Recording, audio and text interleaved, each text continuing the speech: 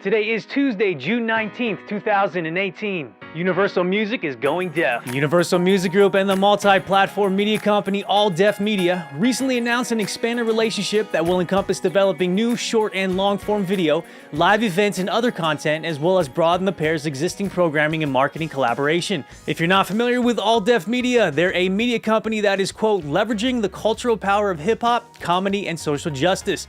And if that mission statement isn't enticing enough to check them out, you've surely seen the popular web series Dad Jokes that they created. Or if you live in the LA area, perhaps you've attended one of their monthly hip-hop showcases in downtown LA called All Def LA. Well, if none of that sounds familiar to you, you should consider following Universal's lead and check out the station because they are about to release some more very interesting content. Now, what's most interesting to me is the focus that Universal is putting on video content and lifestyle branding. Most marketers know at this point in time that video is a lot more popular and engaging than audio, and they also know that lifestyle branding, which is exactly what All Def Media is doing, is currently one of the best ways to convert a borderline or non-existent fan into streaming an artist's record. Case in point, a few years back, Action Bronson was not a typical household name. Then enter the Fuck That's Delicious era on Viceland, and boom! Your neighbor is now familiar with the name, and if they like the show, they probably streamed a few of his songs. And Universal can obviously see this potential as well. Celine Joshua, Universal's general manager of commercial content and artist strategy, stated that, quote, video is essential to the future of our business, so whether vertical, short, or long, I'm thrilled to work with our artists, labels, and All Def Media to bring these exciting new projects to life for fans. There's a new generation of music consumers searching to find authentic, meaningful hip-hop content and experiences. Canada's proposed smartphone copying fee. First off, let's go ahead and take a trip down memory lane. Remember cassettes? Well, that was one of the first times the music industry had a crisis because now we had the potential to record anything. So apparently allowing consumers to freely record an edited version of the not-so-clear FM radio cut of a song was going to bring the entire industry down. Then cut to the advent of recordable CDs, and once again the industry is in a same crisis. Then along came Napster, which pretty much signaled a huge change in the industry once they learned that suing every single person who illegally downloaded music on the service was not a sustainable practice. So what happened? The industry adapted, forged relationships, and partnered up with technology instead of taking it to court. Well, the industry is reportedly taking a step back with our neighbors to the north thanks to the Canadian Private Copying Collective.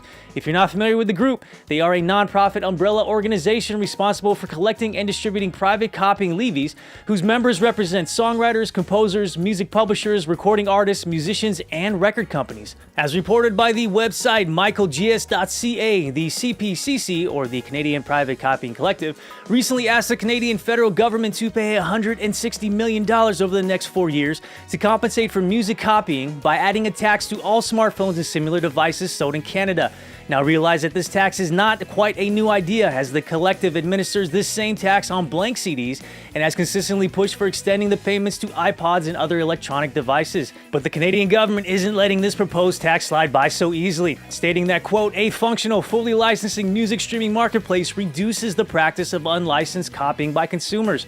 The government also noted that private copying revenues are declining in many countries, including Japan, Poland, and Portugal, who all recognize the diminishing relevance of music copying in a subscription-based world. Now, I'm not sure how all this will play out, but if history has taught us anything, the CPCC probably won't be getting that happy ending. Australia and Support Act partner up for music's mental health. Now, surely we all have that super creative friend who from time to time may show signs of depression, wide mood swings, ADHD, and things of the like that we categorize and commonly refer to as mental health issues, which if not treated could ultimately lead to suicide, something that we sadly see all too often here in the States.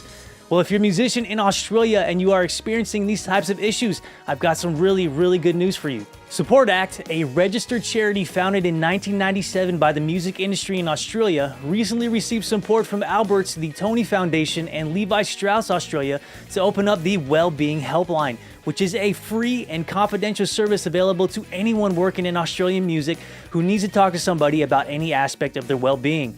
The helpline is accessible 24 hours a day, 365 days per year by calling 1-800-959-500. Again, the number is 1-800-959-500 within Australia. The helpline is supported by Access EAP, a leading non-for-profit employee assistance program provider with close to 30 years of experience in mental health and workplace well-being. All right, America, come on. Now it's time to follow suit. All right, folks, well, that's all I got. Hope you guys have a fantastic day. Thank you for listening. I hope you learned something, and do me a huge favor today and do something nice for somebody. We'll catch up with you tomorrow.